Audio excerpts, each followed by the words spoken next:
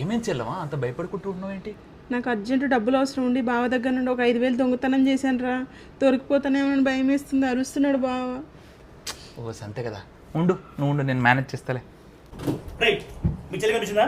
ఏమైంది బావా? మీ చెల్లి కనిపించిందా? ఏం జరిగింది బావా? ఏం పర్సులో డబ్బులు దొంగతనం చేస్తుందిరా. 150 అయితే పర్లేదు, 5,000 దొంగతనం చేసింది.